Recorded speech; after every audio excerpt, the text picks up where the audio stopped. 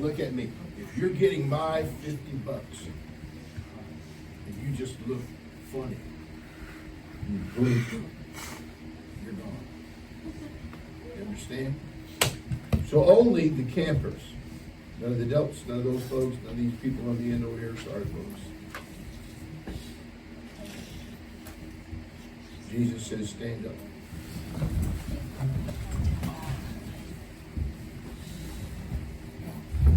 I want you looking at me.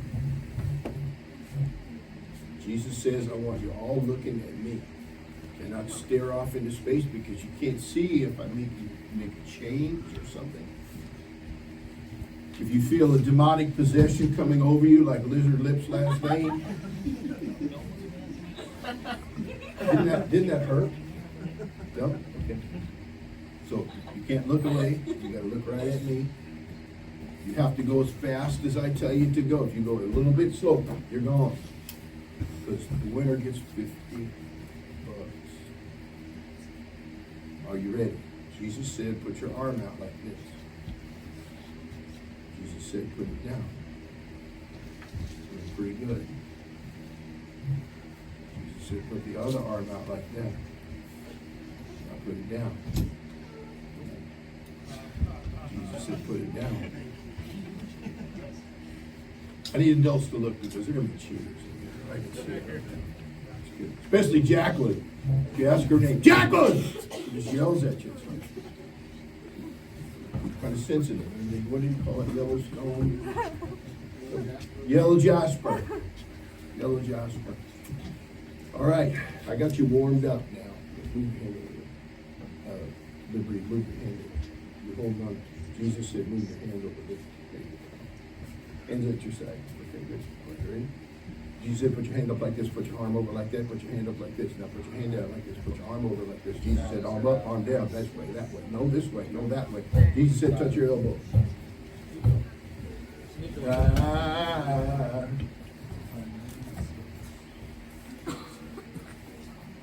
Are you touching your elbow, Phoenix? Some of you don't know the difference between your elbow and your nose. That's pretty scary, okay? Jesus said, put both hands down. All right, here we go. Ready? Jesus said, run, please. Faster. Stop. Jesus said, stop. One hand up. We're good now. Oh, Spanky, you're out already. Too bad. Somehow, none of us are shocked. Okay. Ow. Hurts, don't it? Bow? Wow. Oh, wow. Wow. Your voice. That's in that face you got to go with. Okay, good. All right, fine. Hey, you're here to get... What happened, Liberty? Huh? You left your hand up? Well, you're out anyway because I didn't ask you those questions, so it doesn't make a difference. It's all good. Okay. Who won? Jesus said, who won the $20 last night? Was it Jacqueline? Naughty Jacqueline. Good. That was so cool. But you had good enough to be gone. All right, Jesus said, one arm in the air like this. Jesus said, wiggle your hand. Too slow, Willie. Too bad. No, not you. But you're out anyway because you didn't do that. All right, Willie. This is Willie, in case you're wondering. He's been here all week. Where's my egg-sucking little Joe? Egg-sucking little Joe. Where is he? Joseph, sit up. Little Joe? How'd that egg thing go? Good? Thanks for the eggs. You're welcome.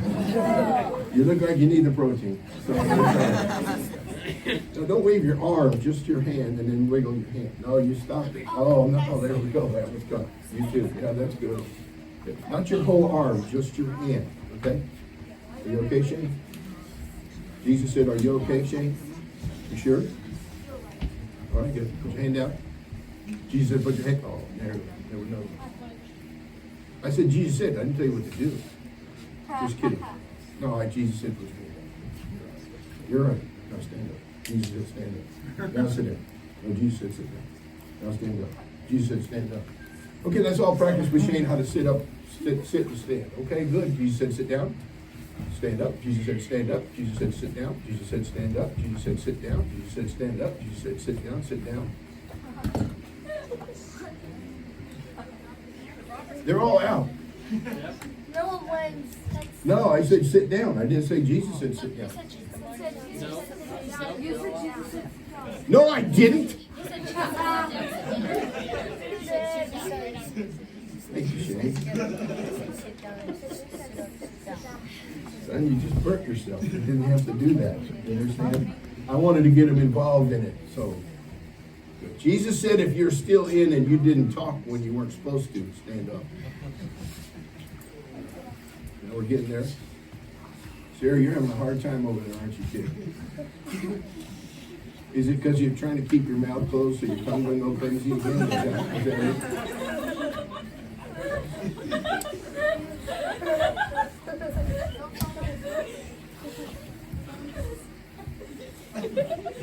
No more laughing. Jesus said, no more laughing.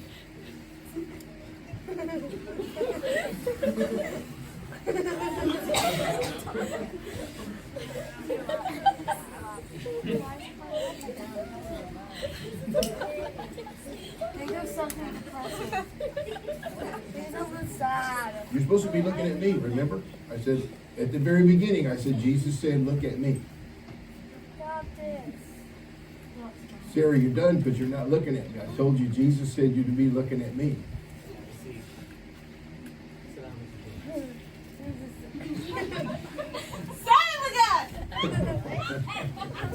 That was close. Now look at this. 3 guys, 1 girl. It's always come down to 2 girls. Always. Come on, Jasmine. So we got 3 guys and 1 girl. Jesus said, what's your name? Jericho. Jasmine. Okay, good. Put your hands down, Jasmine. Jesus said, put your hands down. Jericho, you ready? Jesus said, Jericho, are you ready? Jesus said, Jericho, come stand right here.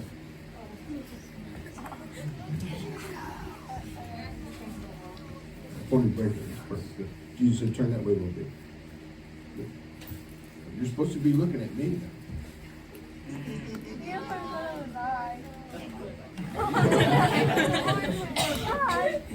You have to keep looking at me. Jesus said, looking at me at the very beginning, and I never took that back. So you have to keep looking at me, right, Bob? Good man, Bob. Let's get the 3 of them up here. Jesus said, you 3 come up here now. Bob and Jasmine, and Jesus said, what's your name? Ethan? What's your last name? Oh, Jesus said, Bob, come stand right here. Jesus said, turn this way, Bob. Jesus said, Jasmine, stand right here, face Bob. 1 step toward Bob. Jesus said, 1 step toward Bob. Bob, 1/2 step toward Jasmine. Jesus said, 1/2 step toward Jasmine. Is that a half step? Wow. Wow. Wow. You're supposed to be looking at me, Bob. Wow. Remember, I just kicked 4 people out because they weren't looking at me. Bob. Bob, you're not looking at me. They took their eyes off of me and I made them go sit down. What do you think I should do to you?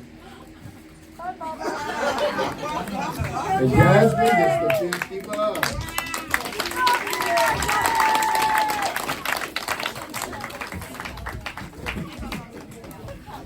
I assure you, that is the easiest I've ever played this game. I played it where people actually left with wounds. 1 Samuel chapter 17, please. How? Ow. How? And how? Is that an Indian thing? And how? How did they leave with boots? I'm Cherokee, so you know what works. Yattahe, which means what the heck? No, it means yattahe. That's Cherokee.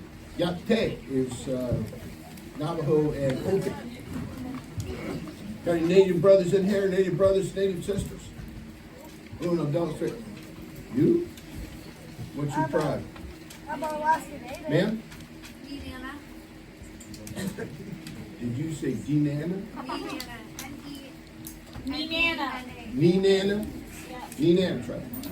That's a local tribe, I take it. I've seen the Nenana signs out there. My people, Cherokee. We're taking America back one casino at a time. First Samuel chapter 17. I got some really good Indian jokes. I mean, honestly, you grow up Cherokee, you got a ton of Indian jokes. Really good ones too, but we won't waste your time with that. Okay, you find 1 Samuel chapter 17. You haven't found it by now. Look intelligently on whatever page you happen to be on. And look up this way, please. If you take your phone out, I'm going to come over there and stomp you to death. There's no point in messing with a phone. By the way, whenever somebody's up here and they're talking and you're just messing with your phone, it's rude. It's a big R-O-O-D. That's right. R-U-D. Something like that. That you overestimate your importance. Okay, it's not a problem. Now, since this is the last night, my last time to speak to you, sit up, George. What are you doing? This is my last time to speak. What, are you messing with Jason? Magnifying glass. Magnifying glass? Come here, George. What? Bring your glass up here. Lice? Come here, George. Were you checking in for lice, or what were you doing? Let me see it. Man, you got one of those knives that got a can opener and a coffee maker and everything else. Sir? I know what to do with a magnifying glass. I've been around, bro. I've been to Memphis, I've been to Nashville. I've been around. You know what I'm saying? Can I ask you a question? What could you possibly magnify with that? A period at the end of a sentence, possibly. Something like that. But now that is a knife that has more stuff in it than I have ever seen. And it's got his name on it. George. Okay, that's all. Listen now. Just thought I would look at it. I don't know what you were looking at, George. Okay, it's my last night. So it's always customary for one of the speakers to, on the last night, to say complimentary and nice things about the teenagers. I can't think of anything, so let's get right to the point. Now, I will say this, and I was thinking about it last night when I was leaving. By Thursday night, I mean, let's face it, you've probably given up everything but breathing, and you're probably working on that. But the truth is, I was leaving last night, and I was thinking about how well you listen. Shockingly enough, young people, I preach a lot of youth meetings. I don't know why. Seriously. I preached like 4 camps this year, 3 or 4 youth conferences. I don't get it. I really don't. I think they want me just to come in and insult people. It's not really about preaching the Bible. It's about ripping people's faces or something. I don't know what the deal is. Let me tell you something. There are times and places that I go and preach to young people. And you can sense the coldness and the indifference. Now, there's young people here, you don't give a flip about nothing. I get that part. And I'm pretty much done trying to help you from this point forward. But now listen to me carefully. But I noticed that last night, and I appreciated, by and large, the vast majority of you were listening, paying attention, and I appreciate that. That shows a respect for God and His Word. And hopefully what it means is you're wanting God to do something in your life. Yes. So I appreciate that, and I thank God for you. I do hope that you appreciate Brother Nehemiah and his wife and all these workers who have come. Many of them probably this is but their vacation time. Those ladies in the kitchen that made you the food. I know, I probably shouldn't even say this, but I know every meal before you got your little load of whatever it is you were going to eat. Unless you're a girl and you had a carrot stick. But when you got your load of food and walked away, I know every time you looked across that table and said thank you. Because I know you're appreciative. It means a lot to you. One of them young people just took the play, walked off, and that was the end of it. Right? You always said thank you. If you didn't, you got some thank yous to catch up on. So the folks who come to make this camp possible for you. Some of you come here so many times, it's just kind of, yeah, it's camp. No, it's not camp. This is it. This could be the last camp we all have together. Trump of God sounds, dead in Christ rise first. This is the last camp. Get through the end of the summer and a fire burns through here. They do get a few fires in Alaska. Burns this sucker to nothing. This is the last camp. Look at me. Look at me. If you die before next year, this is your last camp. Those people who sit next to you say, well, we have known them since they were kids and everybody, no, this could be it. it takes a lot of character to learn to appreciate and acknowledge every event in your life, no matter how big or how small. And so I thank you, and I appreciate that. I appreciate the invitation to be here and to come. As I said, I always feel weird preaching to teenagers. I think maybe I should be working in a nursing home or something. I don't know. But I thank you for that, and I thank you for your attention.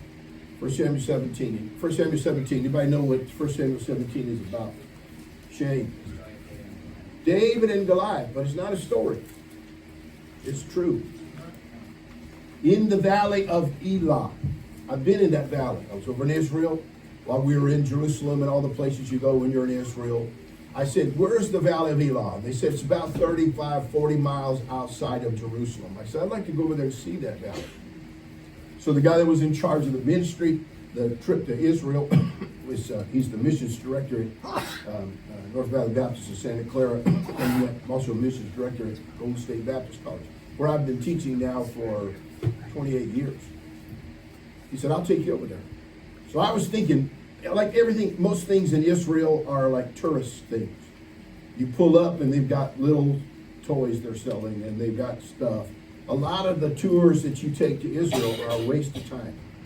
They take you to all these Catholic churches and all this junk. The Catholic this, the Church of the Nativity, and people in there kissing the stone Jesus was born on. I mean, people, they replaced that stone about every 20 years. I mean, honestly. This guy that headed up this tour to Israel, he didn't do any of that kind of stuff. We actually got to see something. But I wanted to see the Valley of Elah. I've always loved the account of David and Goliath because it is the account of a teenager who takes on a 10-foot trained killing giant. The champion of the Philistines. Goliath was almost just short of 10 feet tall. That means the top of his head would touch the bottom of the rim on a basketball court. He wears 125 pounds of brass armor. He carries a spear that weighs 40 pounds, and 15 pounds of it is on the head of that spear. His shield was so big, he had to have someone carry it for him to battle, and then he would cut. This guy wasn't just big and covered in metal, he was a killer. When it says he was the champion of the Philistine army, the champion of Gath, it means this: from the time he was young, since he's going to be unusually tall, they didn't have basketball in those days. They didn't have soccer either because it's still not a sport. But the truth is, they began to train him to be a soldier and a killer. How do you do that? You kill people. He would go into contests, at one-on-one contests, not punching contests, not fighting contests, killing contests. The winner killed the loser. So from his youth, Goliath was a killer. And so he's good at what he does. He's not just big. I played football in high school. And in the early days, you would look at when the team would get off the bus to come onto the field, you'd look to see how big they were and all that kind of stuff. It was never the big guy that was dangerous. Most of them were a bunch of, we call them lummoxes, just a bunch of slow-footed dudes you could push over if you got them on the side. No big, there's some little skinny cornerbacks that could hurt you. Those dudes. Goliath was no lummox. He was a killer. That valley of Elah that we went to that day, I pulled up and I thought, well, there's going to be, they're going to sell popsicles with shaped like Goliath and all this stupid stuff they do in these places. Nope. It had a sign that had an arrow on it that said Elah. And it's just a valley. There's nothing in it except a little dry creek bed that runs through it where David would go and pick up 5 smooth stones. I picked up a bunch of stones, put them in my pockets. And I got in that valley and I got over to the other one side of the valley and I looked across it. And I was thinking like a, Death Valley or, Grand Canyon. Nope, little small valley. A guy with 125 pounds of brass armor standing on one side of that valley could be clearly seen by everybody, especially when he's 10 feet tall. And I stood on one side of that valley and I looked across and I was visualizing Goliath for 40 days, twice a day, coming out and basically saying, give me a man. Give me a man to fight me. Let's not have a battle, let's do this. Why don't you send one of your guys against me, and he and I will have mano a mano. We're going to have one-on-one contest. And the winner wins the entire battle. The loser, his nation is a loser, they lose. The winner wins just one-on-one. Why waste the fight? Why waste the battle? Why go through all this stuff? for 40 days, twice a day. If you know your math, that's 80 times. He did that. Then after a while, Goliath did what, I don't know if you've ever done this before or not. If somebody won't fight you when you want to fight you, when you want to fight, what do? You start talking about his people. Tries his mama, everybody else on the planet, trying to get the guy to go. And so Goliath was challenging them. And then he started talking about God. And he started talking about Saul. He started talking about the Israelites. But nobody wants to fight him because he's 10 feet tall. And you say, yeah, well, if I was there, if you were there, you wouldn't have run out there and fought him either. David is home tending sheep. And he comes out because 3 of his brothers are at this battle. He comes out to deliver some food for his brothers at the fight. And when he gets there, he hears, listen to me, he hears one time, one challenge from a guy 10 feet tall, covered 125 pounds of brass armor. He hears Goliath say, give me a man! Give me a man to fight with me! And David stands back a moment, looks around, no one's going. And David goes to his brother and he says, shouldn't somebody go down there and do something about that? Of course, his older brother, being an older brother, says, why don't you go home and take care of the sheep? We're out here hiding in the bushes with the rest of these guys. Who do you think you are? And his older brother's ragging on him. And David said, wait a minute, is there not a cause? Right. Something should be done here. No. David's not a 17-year-old kid shooting his mouth out. Saul, the king, hears about it. And Saul hears, somebody wants to fight Goliath. Saul says, thank God, somebody finally. Bring him in. And when David walks in, remember David said David was ruddy and of a beautiful countenance. He was a sweet-faced little kid, 17 years old. And when he walks in, Saul looks at him and says, you've got to be kidding me. You? He said, son, you can't do this. He's a trained killer, and you're a boy. He'll just kill you. But I tell you what, if you're going to go, let me give you my armor. And he takes Saul. Saul was head and shoulders taller than everybody else. He takes his helmet and puts it on David. He takes his coat of mail that covers the chest, puts that on David, gives David his sword. And so David's standing there, and the Bible said he essayed to go, which means he's shifting this stuff around, trying to figure out how he's going to move when he gets out there. The sword now drags the ground. The coat of mail that's supposed to go here goes past his knees. The helmet comes down over his eyes. He can't see. He drops them on the ground. He says, I'm not proved these. And he takes his shepherd's staff, his sling, and he takes a scrip, a little pouch.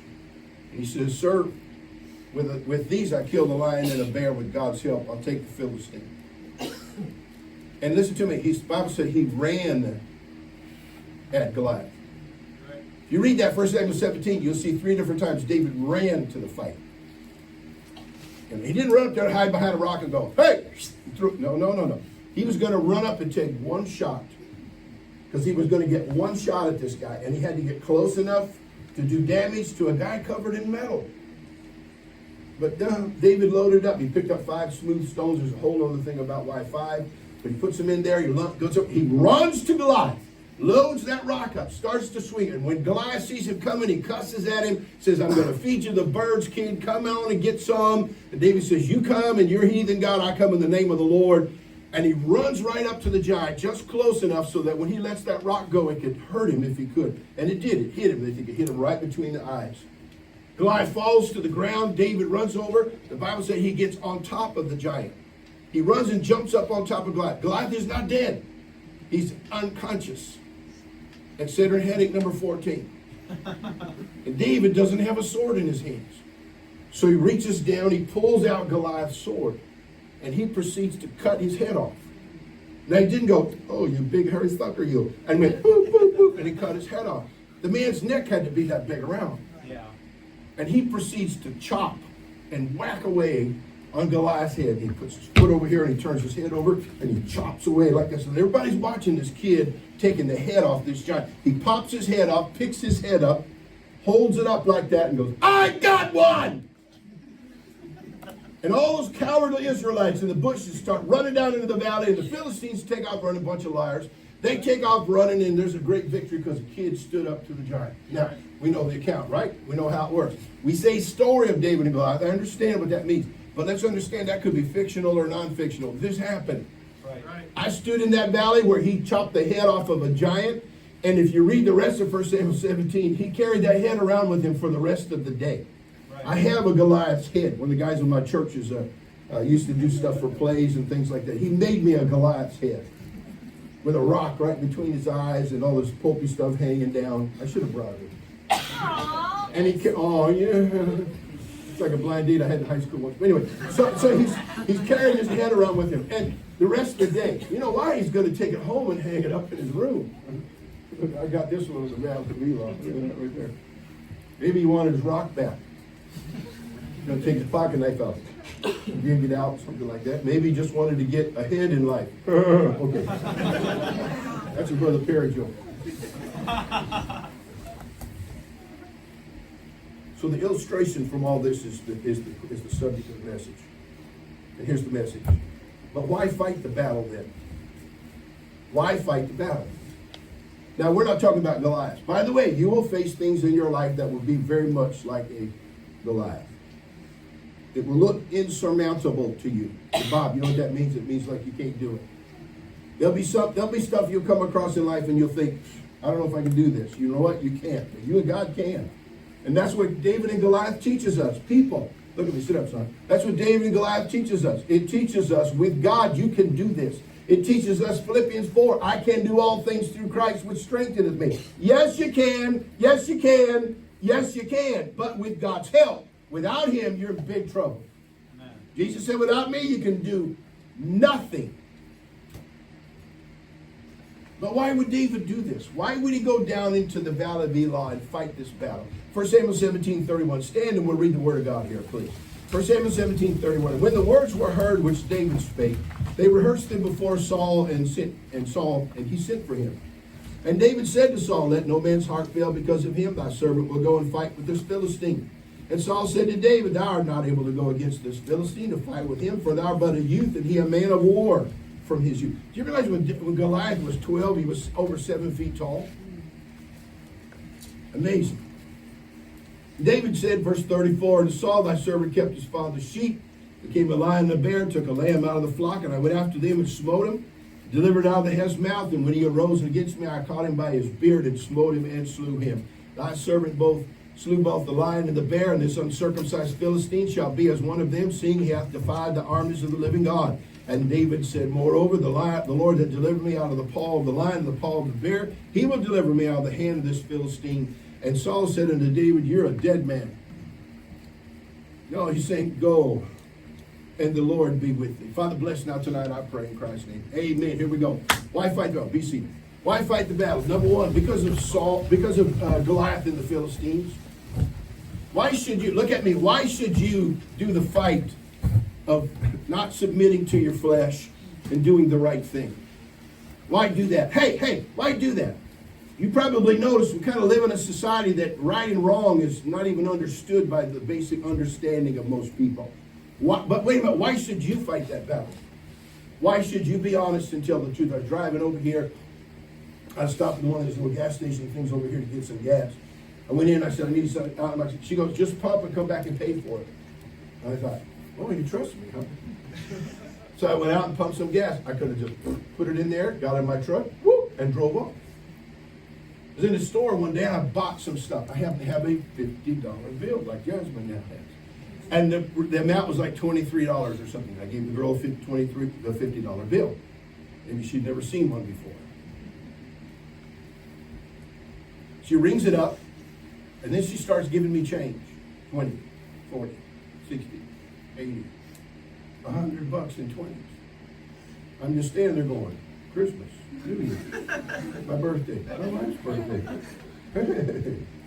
She goes, thank you, sir. I go, kid, I gave you a 50.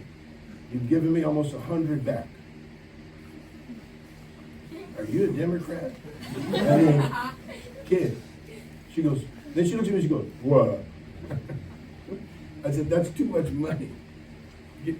Take a piece of paper, write 50, and write 23. Can you do that? How about a calculator? She rings up, she goes, oh, I gave you too much. I'm sorry, no problem, here. You know what most people would do? Well, they just pocket the money and walk off. Because they have insurance. And insurance pays for that. No, insurance doesn't pay for that. You pay for the fact that people cheat. Right. Yeah. Come on, hey, look at me. Why fight the battle and be honest? Why fight the battle and be moral? Come on, who's left anymore today that actually believes you're supposed to keep yourself till you get married? Most people don't even, they think that's so foreign to the concept. Yeah. And now they got ways to get around that concept. We're going to go into it because it's none of your business. But the truth of the matter is, why fight that battle? Why fight the battle when you're a teenager and your parents tell you to do something, and every teenager on the planet has this in their mind. When their parents tell them to do something and they don't want to do it, they think their parents are the dumbest people on this planet. Why fight the battle? Just shut your mouth and do what you're told anyhow. Why fight the battle to be a member of your family that actually participates in your family and what your family's doing? They want to go on vacation and you throw a fit because you can't take one of your friends with you. What's wrong with going with your family? Right. Well, it's boring. Because you know the reason it's boring is because of you. Yeah. Because you're the anchor holding the whole ship back from sailing off and having a decent time. Come on, why fight the battle? Why fight the battle with the right music? Why fight the battle with the right clothing? Why fight the battle with the right attitude? Why fight the battle? You know the battle I'm talking about now? It's the battle we face in a world gone wrong to do right. It's the battle we face in our life. Why do that? Look at me. Because of Goliath and the Philistines. As much as those heathen may make fun of you and belittle you for what you do, the truth of the matter is they want to see something different. You got somebody who's always criticizing you, picking on you, making comments about you. And you think, why don't they just leave me alone? You know why? The people who bother you the most are the ones who watch you the most. Right. They want you to do right. In the heart of hearts, in the back of their mind, they want you to do right. I worked in a lunch meat factory in South Chicago. We made packaged lunch meat in South Chicago. Now look at me. Look at me. You don't get anything out of camp, get this one statement. Do not eat packaged lunch meat. Do not. When it says all chicken, everything but the clucks in that bag. You understand that? They take the feathers and the feet and the head off a chicken that's so stinking big it looks like a turkey. Gut, skin, bones, everything else. Chunk the hopper, grind it all into a big paste. Shoot it in a mold, slice it, and there's your all chicken lunch meat. You can feel the bones on it, it's so bad. I'm working in this factory in South Chicago in a lunch meat factory. I found out right away on a shift of 300 people, I was the only Christian. You know how I found out? I asked people, are you a Christian? Are you saved? Do you know the Lord? That kind of, I didn't witness on the boss's nickel, but I talked to people. Then, guess what happened? They found out I was going to Bible college to become a pastor, a preacher. And you know what they called me? They called me the preacher. Watch out! Here comes the preacher.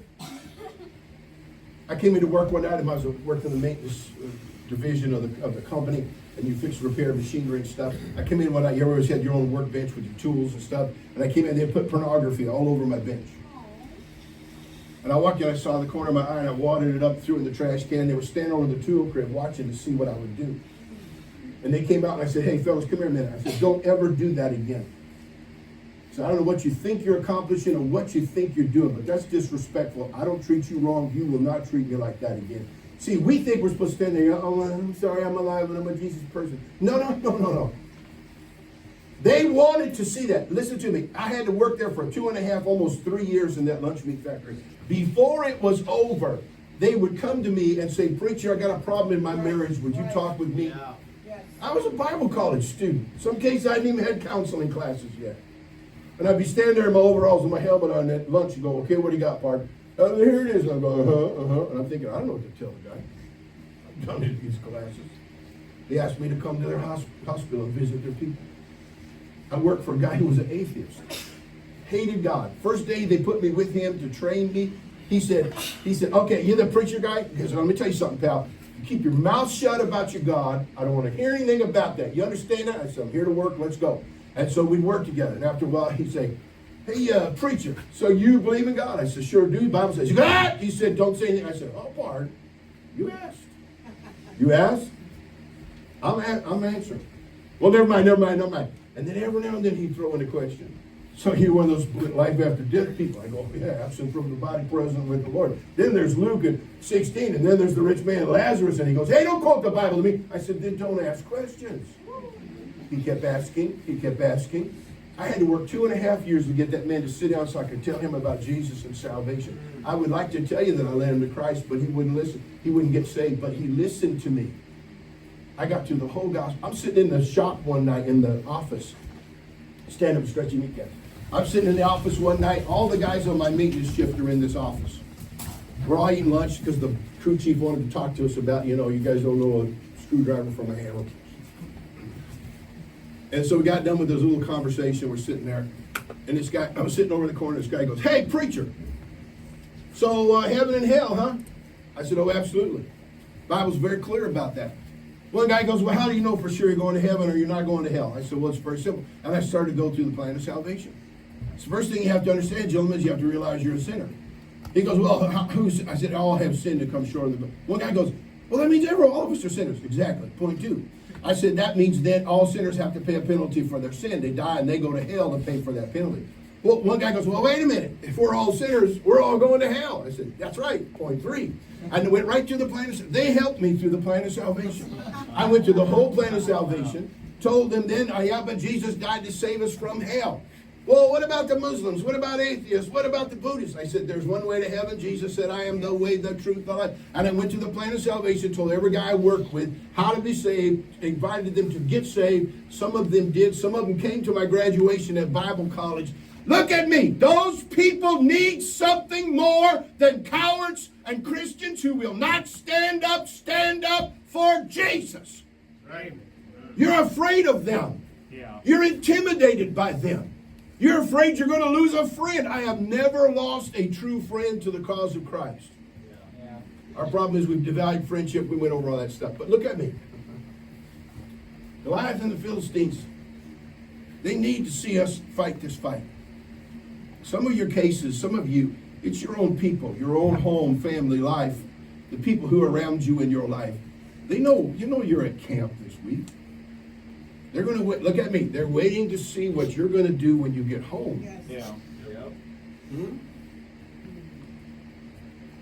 They're going to see if you got the same old surly attitude, same old smart mouth, same old junk.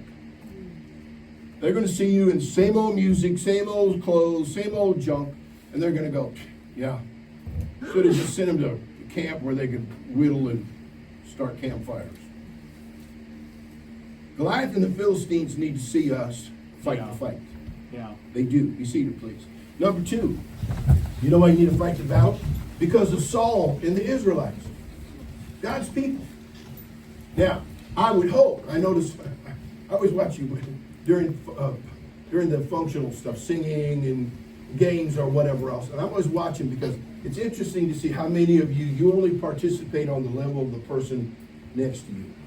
Yeah, come on. If they don't participate, you're out. If they're not singing, you're sitting there. Like somehow, let me ask you a question. Can you go to the bathroom on your own? Do you have to hold up one finger or two for you to be able to go to the bathroom? Because you're waiting for someone to tell you what to do? Now, please, do not, under any terms, do or not do something because of what someone else does or doesn't do. Don't do that. But it does help, doesn't it? Okay, so I was in the Air Force. How many guys we got in the military? Air Force, and then what? Air Force. Because my IQ was too high to be in the branch of the military. They wouldn't take it. But if you've been in the military, there's a rivalry that goes on between the military groups.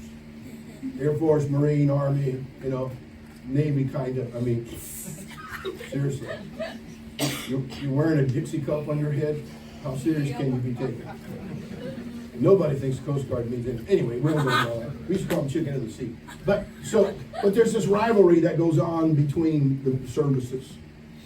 And nobody much respects the Air Force because, they take such good care of us. And the rest of the military, they treat their people like animals.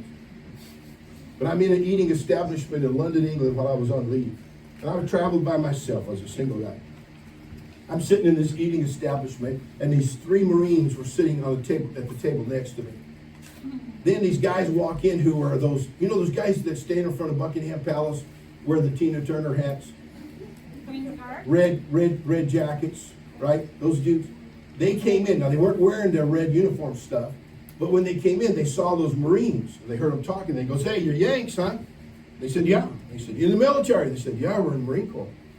And they go, oh, second-class military. Oh! And I'm sitting behind these Marines, and I thought, it's about to get on. And the Marine said, well, if I look like a bellhop, I guess I would feel like everybody was second in place. And the guy said, you making fun of my uniform, Yank? He goes, yep. Sure am.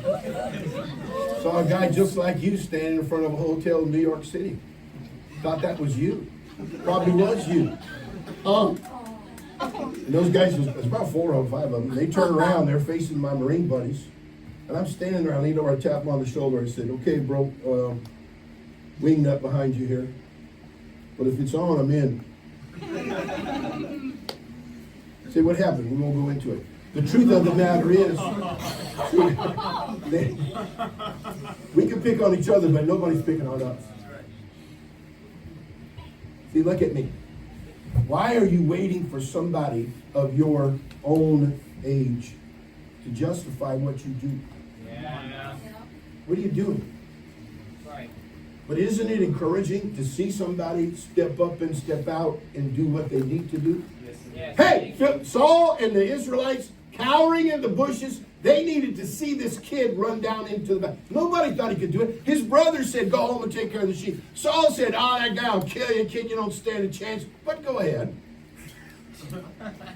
And they sent him off. But when David goes down there and he drops that big mouth and jumps on that dude and cuts his head off, then the Israelites get up and they get in on the fight. I want to say it again. Watch your feet. I want to say it again. Do I step on you? Okay, don't cry. But the truth of the matter, look at me. The truth of the matter is when David won, then the Israelites got up and got in the fight. Don't wait on someone to get you in, but it's encouraging that you could help someone else get in on it. God, look at me. God help you. If you don't fight the fight you're supposed to fight, and your brother or your sister catches it, and they get nailed for it, because they follow you, and you lead them. Come on now. You don't want to stand at the grave of your brother and your sister and say, oh man, I'm sorry. Hey, you know what? They're dead. It's over. Let me say a word about suicide. Your generation has created a fantasy about suicide. It comes from YouTube and TikTok and junk like that. Some idiot teenager encouraging other teenagers to commit suicide. Suicide is a permanent solution to a temporary problem. Yes. They think it's going to be, my funeral will be glorious. You won't know because you're dead. Think about it. And if you believe you're not your own, you're bought with a price, you don't strike your hand. You don't move your hand against yourself. Right. Clear? God help you if you encourage someone to do it. And listen to me. The truth is, they need to see this. They need to see somebody stand up. Some little brother, little sister needs to stand up and encourage their older siblings to stand up for Jesus. Right. Some middle-aged brother or sister needs to encourage the brother and sister below and above them. Some of you could help your parents get right with God if you just get right with God and stay right with God. Well, my parents don't want me to do anything. Do not be disobedient to your parents. Do not be disrespectful to your parents. But you know what? I know most parents, they're truthfully, they're not really going to have a problem with you living right. Yeah. Huh? Right.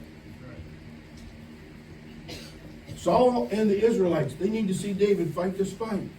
Number 3, you know who else needs to fight the fight? Why you fight this battle? Because David needs to see it. See, when he says, a lion and a bear came in the herd and took one of the sheep, and I raised up. You know, if you look at that carefully, the lion and bear are trying to pull this lamb apart.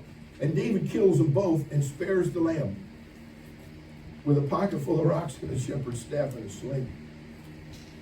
So he had won a great victory. Here, look here. You can't live on past victories. Yeah. Well, I used to. Now, you don't want to be a used to be Christian. Right. You need to see God keep using you in your life and do something with you. And I assure you he can, and I assure you he will. Looking at a kid who went to bed till junior high school, stuttered like you cannot believe. A shy, reserved kind of person. And I'm thinking, you know what, to go into the ministry, farthest thing from my mind. But once I got into it, I found out God could answer prayer. God can work. Hey, look at me. it's important for you to see God do something with you, not just used to be, but is and still does. It still amazes me to win someone to Christ. It still amazes me.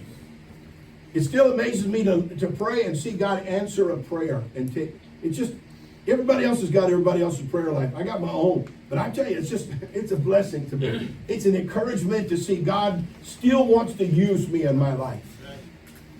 If I asked you what's some of the greatest days of your life, what would you say? When I was left after I got out of Bible college, I went to the ministry. 10 years out, I came back to school for a kind of a 10-year reunion kind of thing. Came across one of my buddies, and we were talking about stuff we used to do. That bus in the sewer thing, he was there that night.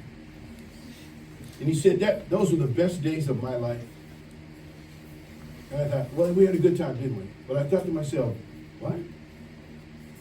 10 years ago, those were the best days of your life? Hey, look at me. These are the best days of my life. These are. You know why? Because what God's done up to this point, I'm trusting Him to do more with my life, and He wants to use you. Look at me. It's not about your personality. You may be shy. You may be retiring. You may feel like, well, I don't know if I can do this or not. It doesn't make any difference. If God wants you to do something, you can do it. And it's not only about ministry. It's just about, why couldn't you take over Sunday school class someday? Right. Why couldn't you? Why couldn't you have your own bus route? Right. Yeah. You know how you get there? You start out working on a bus route. Yeah. Yep. Then one day you take over a bus route. Why couldn't you one day teach a Sunday school class? When I started going back to church, everybody stand up again. When I started going back to church, after being out of the will of God for 10 years, I was sitting in church one Sunday and the pastor preached a message on let God use you in your life. That was the basic subject. Invitation came, I bowed my head and said, God, if you want me to do something, let me know. Walking out with my wife and one son at the time, the Sunday school director comes to me and goes, Brother Johnson, would you teach a Sunday school class, a boys' Sunday school class? I said, well, someday. He goes, no. I need you now. Would you take a second grade boys' Sunday school class? And I gave him a Baptist no. What's a Baptist no? I'll pray about it. That's a Baptist no. I'd already told God if He wanted me to do something, I'd do it. I get in the car. God didn't let me get back to the house, for He hammered me. I got back to church Sunday night. I went to the man, Brother Sid, and I said, Brother Sid, you want me to teach a class? I'll give it a go. He hands me a Sunday school lesson quarterly thing. He goes, you're up next Sunday. And he walks off. I went, hey, hold a second. Am I supposed to be ordained or anointed with oil, or do I have to go to Bible college? I mean, just go in there? He goes, yep, you're up. Just read it over, you pray for it, you'll be fine. And he walked off, and I went, huh? 1 page lesson, I read it 42 times that week. I came to second grade boys class. I stood up about 10, 12 boys, and they're sitting there, and I'm going, okay, fellas, today we're going to talk about David and Goliath. And this little boy looked at me, and he goes, it's okay, Mr. Johnson, you'll be all right. I go, thank you, son, pray for me, and I get through this thing, all right? So we went through the lesson. Man, I was so scared to death. I got through that lesson, the kids left. Next Sunday, I thought, someone told me about attention getters in class. I got this brilliant idea. So I go to class the next Sunday. I walk in. I go, okay, guys, sit down. Here we go. First of all, before we get class started, who wants a kiss from the teacher? And they all looked at me like, no, come on, man. Come on. I'm here to give a kiss to every guy in this class that wants one. Who wants a kiss from the teacher? Who? Huh? One little boy goes, no, I ain't going to kiss me, man. I'm going to tell my mama and you. I'm in California. Guy wanted to kiss a bunch of little boys. I don't know what I was thinking. I said, you sure? No. I said, okay, fine. Reached in my pocket, pulled out a Hershey's Kiss, unfolded it, popped it in my mouth. I said, oh, you don't want myself? Yeah. So that was our attention getter every Sunday. Walk in, they go, you going to kiss us today? Oh, yeah, man, I got a kiss for you. And they bring a friend. Come on. No, I don't want to kiss that guy.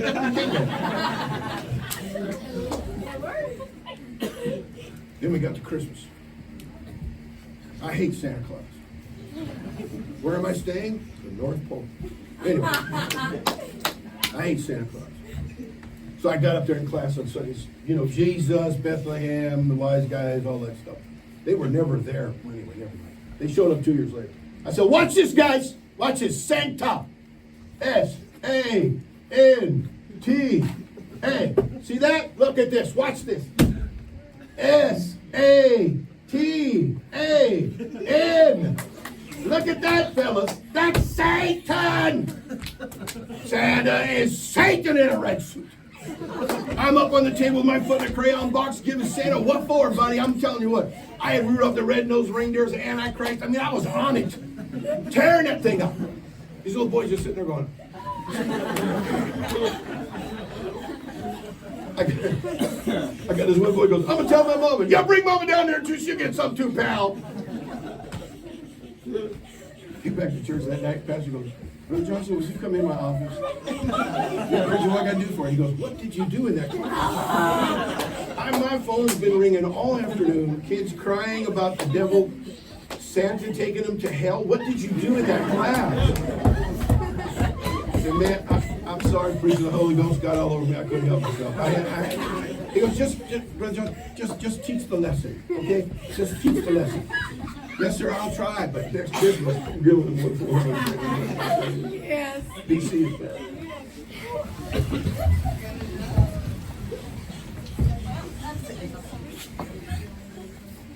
10-15 years later, that was my home church, I would go back there.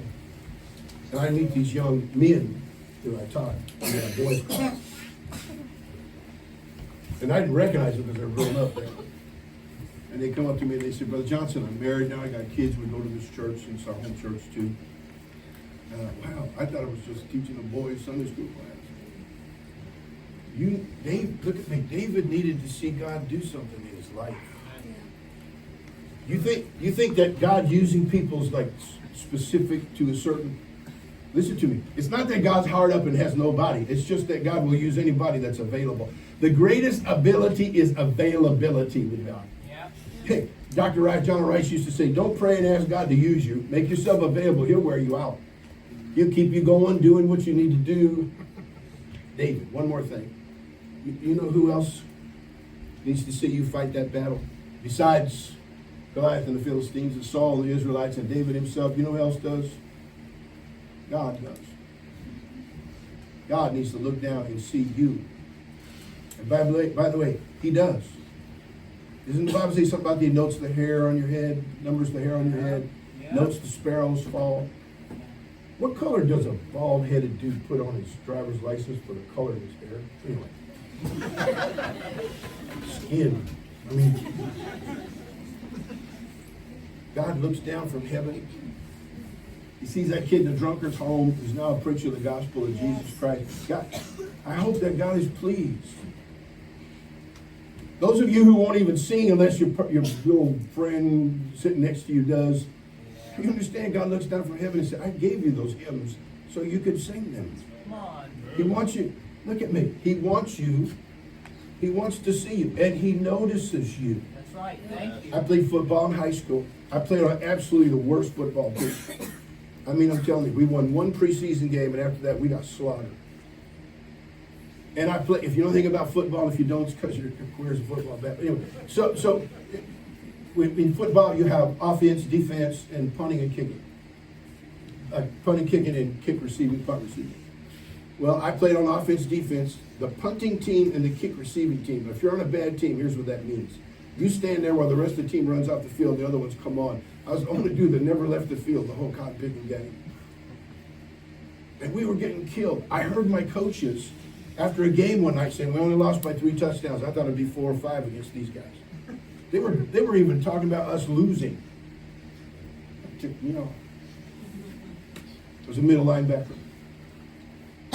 So I'm in the huddle and we're getting hammered, and one of the guys comes on the field and says, hey, Johnson, he goes, your dad and your brother are up there in the stands. I go, yeah? So I look up like that. I try to pick up. They're waving at me like that. I go, hey, let's put my helmet up. I go, what's this? I better get somebody. Here we go.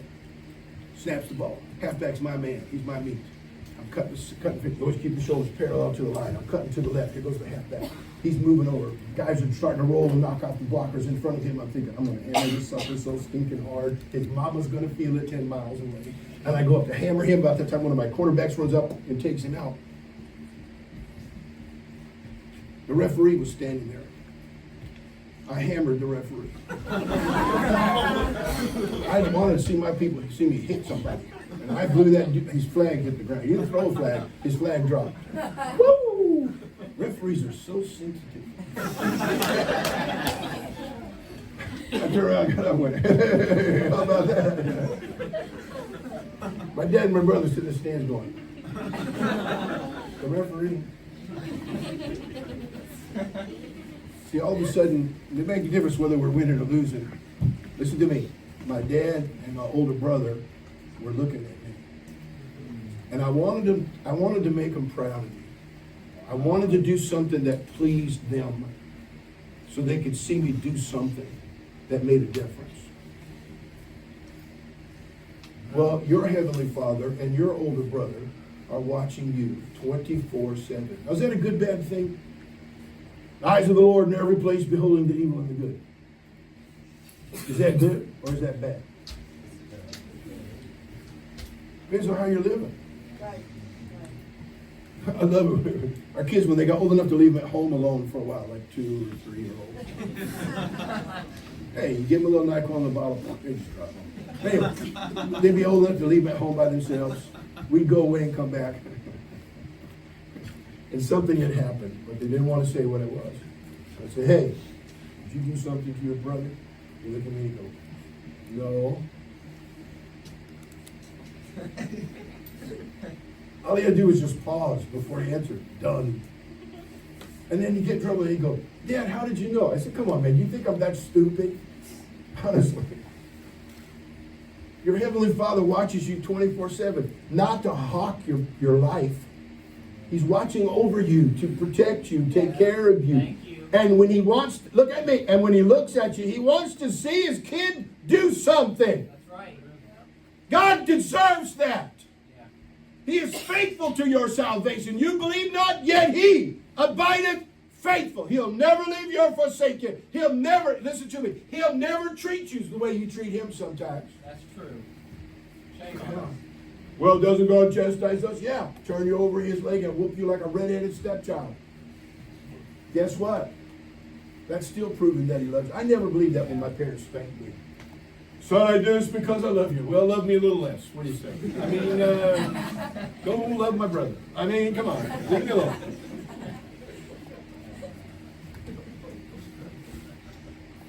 So then that means I'm never alone. I'm never by myself. He's with me. Now, I don't know if I ought to tell this story or not, but I'll tell it.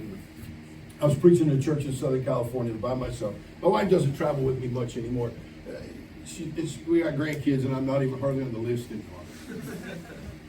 But I'm at this hotel in Southern California, preaching in a meeting. I was waiting out in front of the hotel. It's a very nice hotel. Waiting out in front of the hotel for somebody to come pick me up, take me to the meeting for preaching. This Maserati convertible pulls up. It's a $250,000 automobile. In the driving seat is a young woman wearing a miniskirt, and she pulls up. I said, how you doing? And I was waiting, and she goes, can I offer you a ride? And I said, no, I got one coming. She goes, are you sure? I'll be glad to take you wherever you want to go. I said, no, ma'am, got it covered. Hey, by the way, there's a good church here in town you ought to go to sometime. Handed her a tract, and she just took off. And you know what?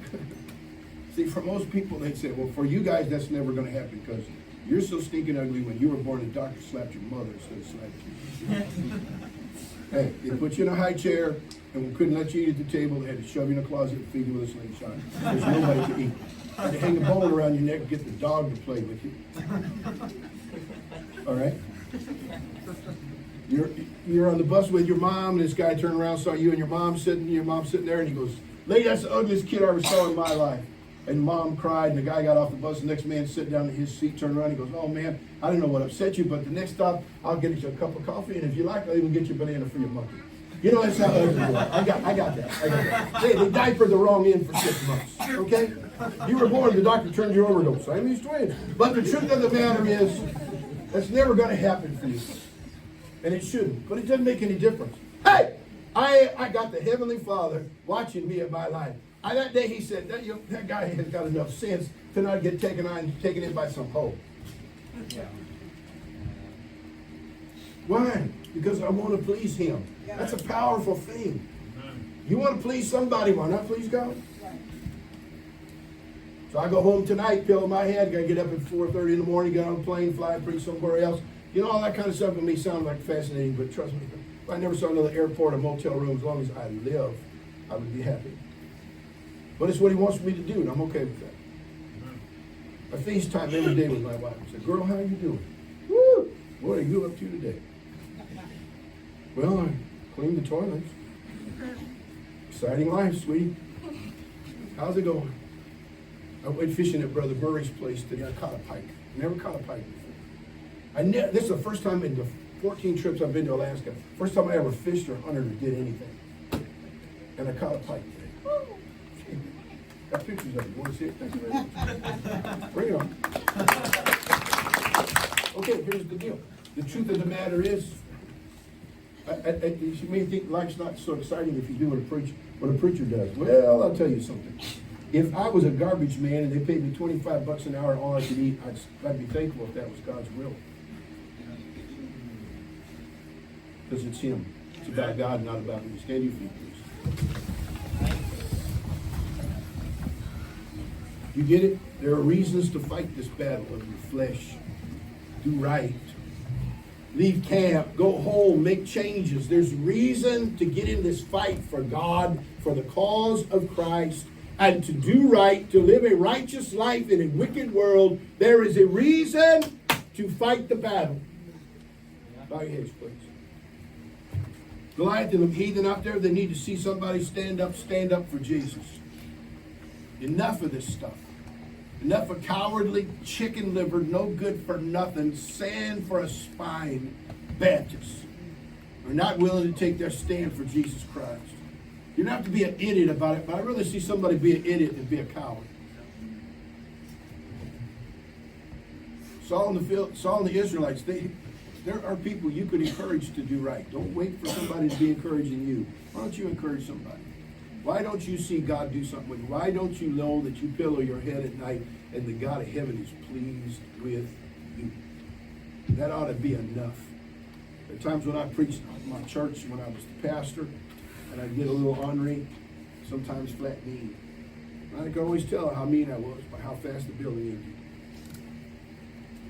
There were times they didn't even wait for the invitation. My wife couldn't even wait. I mean, I'd go home and I'd think, I think I made God mad today. But I know I preached the Bible and God was pleased, and that's okay. That should be enough for us. Heavenly Father, help us tonight, please. May it be so.